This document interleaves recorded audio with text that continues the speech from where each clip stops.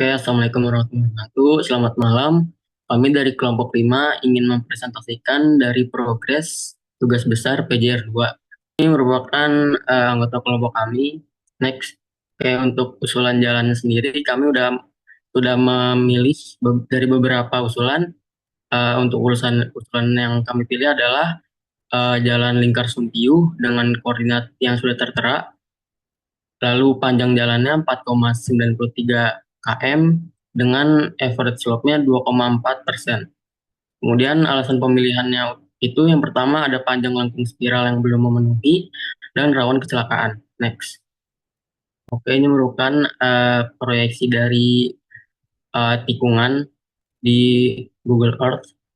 Terlihat pada slide pada tikungan 2 memiliki slope yaitu 7,9%. Kemudian juga terdapat street view dari titik B ke arah lokasi dua tikungan. Next. Oke, selanjutnya ini adalah fungsi jalan. Dari jalan usulan yang kami pilih, jalan tersebut merupakan jalan arteri primer dengan VD design sebesar 15 sampai 60 km per jam. Uh, Kemudian juga dari kelas jalannya juga termasuk dalam kelas jalan 2 karena dapat dilalui kendaraan dengan dimensi dari jalan 2/2 tak terbagi.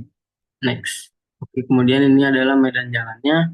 Karena usulan jalan kami memiliki kemiringan rata-ratanya 2,4%, maka dapat diklasifikasikan sebagai jenis medan datar.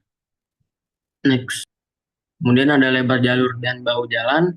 Berdasarkan tabel 5 strip 58, lebar jalur minimum pada jalan sebesar 3,5 meter dan lebar bahu luarnya sebesar 2 meter dan kemiringan melintangnya 6%.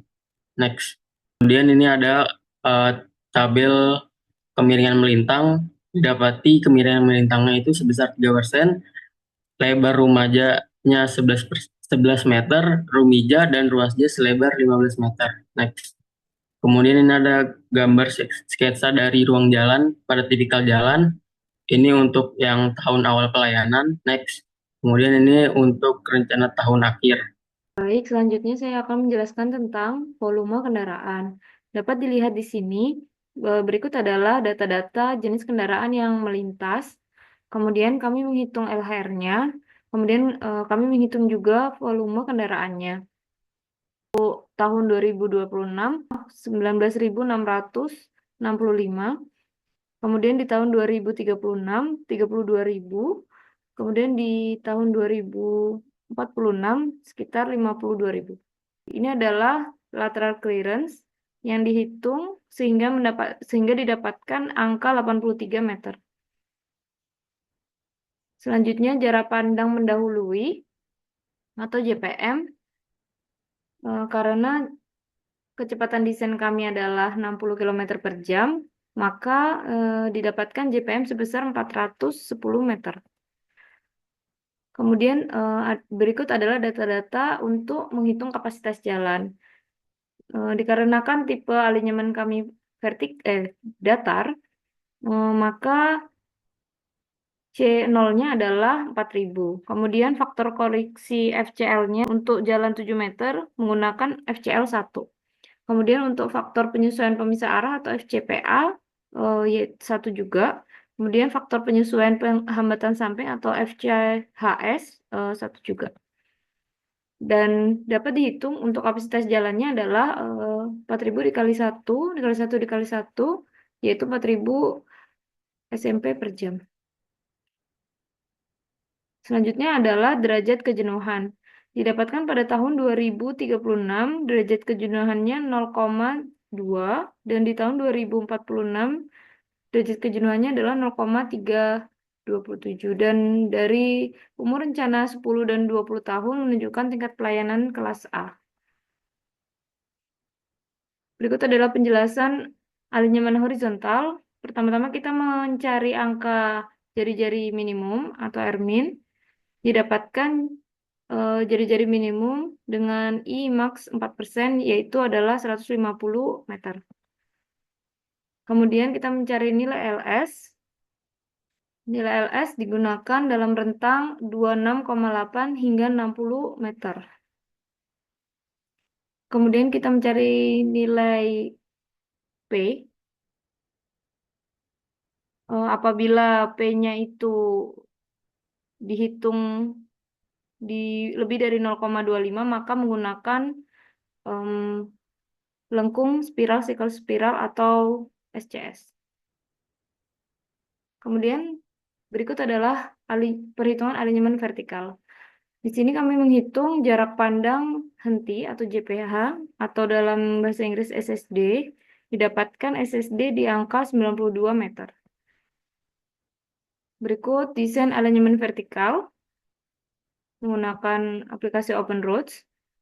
Dan dapat dilihat di sini ada beberapa jenis lengkung, ada cembung, cembung, cekung, dan cembung. Untuk lengkung 1, 2, dan 4 merupakan jenis lengkung cembung dan lengkung ketiga adalah lengkung cekung. Berikut data yang kami hitung. Selanjutnya akan dilanjutkan teman saya. Baik, berikutnya adalah simulasi open roads berdasarkan data-data yang disesuaikan dengan kecepatan desain 60 km per jam dengan super elevasi maksimum sebesar 4% sesuai peraturan ASTO dan eh, PDGJ. Dan berikut adalah langkah awal dari simulasi open roads, yaitu membuat boundary Google Earth untuk membuat peta kontur pada GPS visualizer. Oke, boleh next. Dan berikut adalah hasil dari kontur. Eh, untuk kelompok kami, kami membuat peta kontur menggunakan peta QGIS, aplikasi QGIS dikarenakan spatial analysis menggunakan uh, QGIS lebih baik pada peta di Indonesia daripada GPS visualizer. Dan berikut adalah alinyemen horizontal yang dibuat pada aplikasi OpenRoads. Di sini kita meninjau 4 tikungan yang memiliki tipe SCS atau spiral circle spiral. Dan nah, dari trase yang kami buat memiliki 4 tikungan yang bertipe SCS. Boleh di next. Dan berikut adalah koridor yang telah kami buat berdasarkan trase jalan dan alinyemen horizontalnya. Di situ koridor yang kami buat menggunakan perkerasan beton untuk sementara. Selanjutnya ini adalah diagram super elevasi untuk lengkung horizontalnya di sini memiliki banyak super elevasi dikarenakan terdapat banyak lengkung horizontalnya juga. Tetapi di sini kami meninjau hanya lengkung yang memiliki tipe SIS. Dan di sini ada super elevasi yang memiliki perbedaan kemiringan dikarenakan belokannya eh, memiliki jarak yang berdekatan atau berdempetan. Boleh di next. Dan berikut adalah gambar kerja section 1 dan berikut adalah gambar kerja untuk section 2 dan di sini adalah gambar kerja untuk section 3 dan akan dilanjutkan oleh teman saya. Kemudian dari gambar kerja yang sudah didapat, kami mendata properties dari tiap-tiap tikungan di mana yang didata berupa radius, panjang bagian lurus, panjang lengkung tikungan, panjang lengkung peralihan, dan juga tipe. Di mana pada tikungan 1 dengan radius 150, LL 38,64, LC 75,636, LS 56,958 dan juga dengan tipe SCS. Pendataan properties juga dilakukan pada tikungan selanjutnya yaitu 2, 3, dan juga 4, di mana untuk data-datanya sendiri terdapat pada tabel berikut. Next.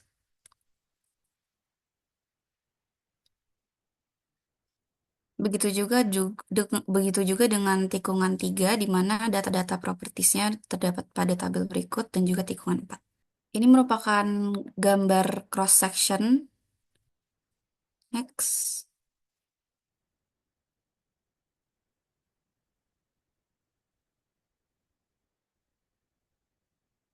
Kemudian untuk hasil akhir dari open roads kami, kemudian dilakukan perhitungan cut and fill di mana didasari dari alasan keselamatan untuk menghindari perbedaan elevasi pada lengkung horizontal dan alinyaman horizontal pun vertikal, di mana adanya kontur yang bervariasi pada lokasi kami, dan dari perhitungan didapat perbandingan cut and fill kami adalah 2:1.